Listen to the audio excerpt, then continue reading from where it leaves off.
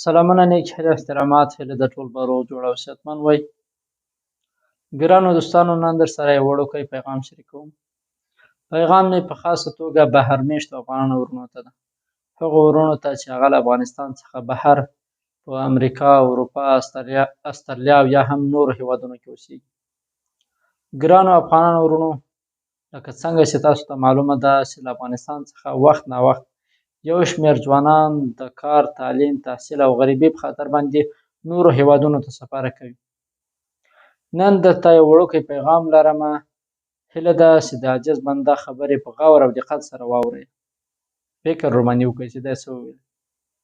لومړی دوستانو، تاسو چې کوم هیواد ته ځئ، لومړی تاسو کوشش وکړئ دغه هیواد ژبه زده کړئ، ځکه که چیرې تاسو ژبه زده نه کړئ او هر څه وړتیا ولرئ، تاسې نشئ کولی هغه څه وړتیا چې په بدن کې لرئ، په ځان کې لرئ، هغه نورو ته وښایئ چې زه دغه وړتیا لرم، یا دومره تعلیم مې کړی، یا دومره تحصیل مې کړی ده، او یا هم دا وړتیا لرمه. نو که چیرې تاسو ژبه نه وي زده، تاسو په هېڅ معنا نشئ کولی خپل ځان کې چې کومه وړتیا لرئ هغه نورو ته وښایئ.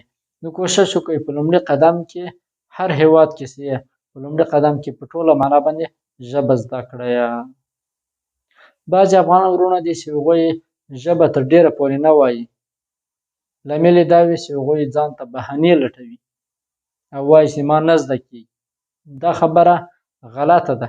هېڅ داسې انسان به نه وي چې د هغه زده نه شي، هغه خپله باندې یو څه وغواړي او لاسته رانه وړي، ځکه الله تعالی انسان ډېر ځواکمن پیدا کړی ده، دومره ځواکمن چې هر څه وغواړي کولی شي لاسته یې راوړي. خو دلته فرق کوي، ځینې انسانان دي یو څه زر لاسته راوړي او ځینې نور انسانان دي یو څه وخت ونه نیسي هغه شی لاسته راوړي. خو هدف ته رسېدل، بریا ته رسېدل دا حتمي دي. دا په یو شخص پورې، په یو قوم پورې، په یو ملت پورې نه وي تړلي. هر څوک کولی شي د ژوند په هره برخه کې پرمختګ وکړي که چیرې هغه کس په خپله باندې وغواړي. نو کوشش وکړئ ژبه په ټوله معنا باندې زده کړئ او دې ته مه خوشحالېږئ چې لومړي سر کې یو څو خبرې کول زده کړئ، وروسته ولاړ شئ د کار ساحې ته، ځکه تاسو اوس ځوانان یې، ځواني کې هر کار کېږي، خو آینده کې تاسو اوس که هر سخت کار وي کولی یې شئ، ځکه ځواني وي. نو کله چې تاسو عمر زیاتېږي، وخت درباندې تېرېږي، بیا نه شئ کولی دا سخت کارونه وکړئ. نو ښه خبره دا ده چې لومړی ژبه زده کړئ، وروسته له هغه نه تعلیم وکړئ، تحصیل وکړئ، یو کسب او کار زده کړئ، تر څو آینده مو روښانه وي. ځکه که چیرې تاسو ژبه زده نه کړئ، تعلیم، تحصیل او یو کسب یاد نه کړئ، په آینده کې تاسو ډېرو مشکلاتو سره مخ کېږئ.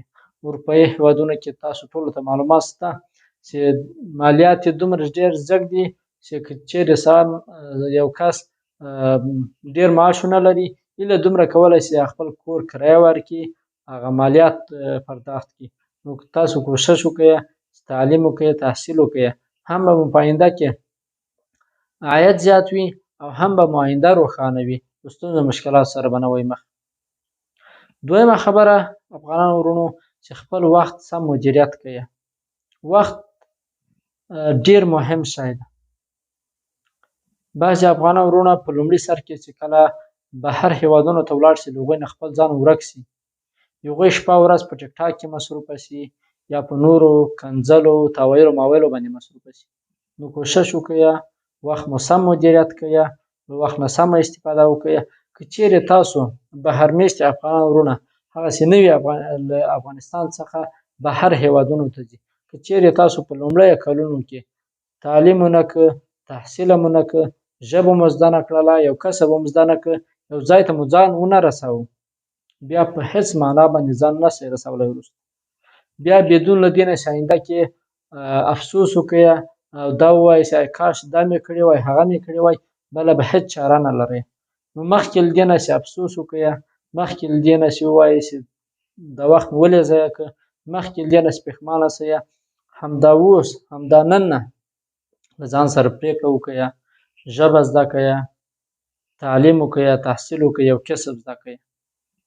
دلته په اروپا کې ډېر داسې ځوانان شته چې په افغانستان کې ټکی درس نه ویلی، حتی د پښتو املا یې نه وه زده، خو دلته یې زحمت ویستلی، تکلیف ویستلی، هر څه یې له صفر نه شروع کړي دي او نن یې وګورئ ډېر ښه کسب او کار زده کړی، ډېر ښه عاید لري، ډېر ښه کاروبار لري، ډېر ښه یو شخصیت وي.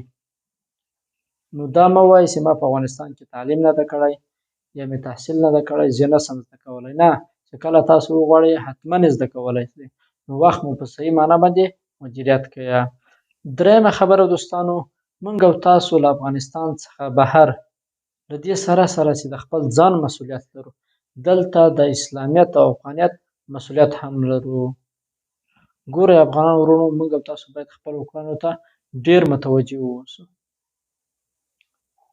ځکه که په دلته خدای نخواسته زه یو کار وکړم، له دې سره چې دا خلک وایي چې دا کار فهیم وکړه، داسې هم وایي چې دا کار یو مسلمان وکړو او یو افغان وکړو، نو موږ او تاسو باید خپلو کړنو ته زیات متوجه واوسو، تر څو خدای نخواسته داسې څه ترسره نه کړو چې اسلامیت او افغانیت مو تر سوال لاندې راشي. دا و دوستانو زما عاجز بنده یو وړوکی پیغام، کوشش وکړئ په ټوله معنا باندې واورئ.